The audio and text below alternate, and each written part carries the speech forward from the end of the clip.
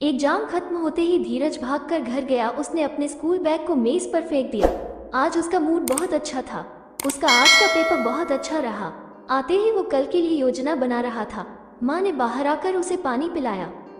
Paper कैसा गया? बहुत अच्छा गया पेपर माँ। माँ ने उसे एक गिलास छाछ पीने को दी। धीरज ने झट से सारा छाछ पी लिया। माँ, मैं नहाने के लिए नदी पर जा रहा हूँ। अरे, यह नहाने का समय है क्या? तुम्हारे पिता को पता चला गया तो तुम्हारी पिटाई करेंगे। माँ, प्लीज पापा को कुछ मत बताना। और वो तौलिया और कपड़ों का थैला लेकर माँ की बात को अनसुना कर बाहर चला गया। सूरज सिर के ऊपर आ चुका था। चलते चलते वो रवि के घर आया। धीरज, रवि, रोहित एक ही कक्षा में थे। एक दूसरे के सबसे अच्छे दोस्त थे।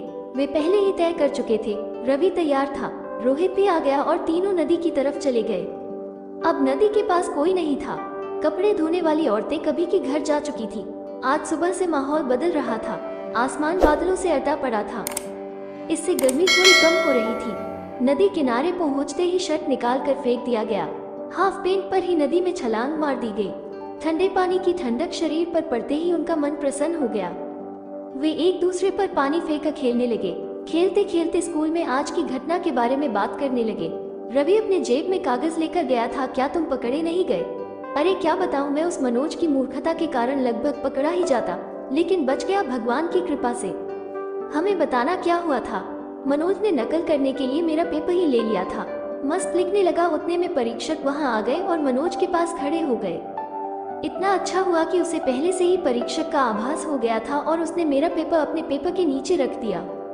पर मुझे डर के मारे पसीना छूट रहा था। तभी बाहर से एक प्यून पूरक की गठरी लेकर आया और उसी वक्त मैंने अपना पेपर उससे ले लिया। ये सब सुनकर वो दोनों हंसने लगे। सच में बचपन कितना सुहाना होता है। वो गपशप, बचपन के खेल व्यक्ति को उसके जीवन के अंतिम क्षण तक ऊर्जा देते हैं। इसलिए हर किसी के दिल में एक छोटा बच्चा छुपा होता है। अब उनका खेल जोरों पर था। तभी वहाँ एक छोटा लड़का आया। वो कब से इन तीनों की मस्ती देख रहा था। उसे भी पानी में खेलने की इच्छा हुई और वह भी नदी में कूद गया।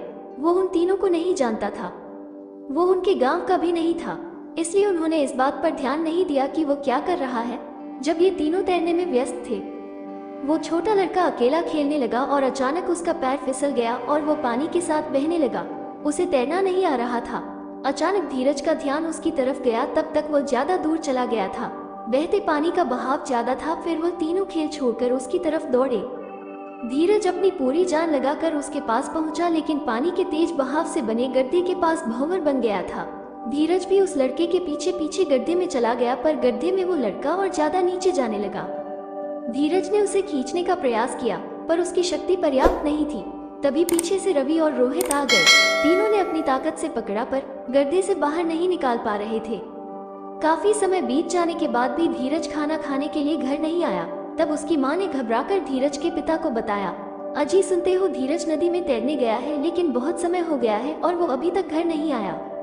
धीरज के पिता बहुत गुस्से में थे, लेकिन गुस्सा बाजू में रखकर उन्होंने तुरंत शर्ट पहनकर नदी की ओर चलने लगे। तभी इतनी जल्दी में जाते देख गांव के जवान लड़के भी नदी के पास गए और गड्ढे के पास इन 4 बच्चों को डूबते देखा। वो दृश्य देखकर वो सब दंग रह गए। साथ में आए 3-4 जवान लड़कों ने गड्ढे में छलांग लगाई। वे सभी स्ट्रिप स्विमर थे। सभी ने मिलकर 4 बच्चों को सकुशल बाहर निकाल लिया। उनको उल्टा सुलाकर पेट का सारा पानी बाहर निकाला। बच्चे थकान के कारण बेहोश पड़े थे।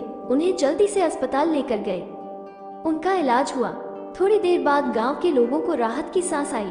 धीरज के पिता को बहुत गुस्सा आ रहा था, लेकिन अपने बेटे के इस कारनामे को देखकर उनको गर्व महसूस हुआ। वे सभी गांव में हनुमान के मंदिर के पास जमा हो गए।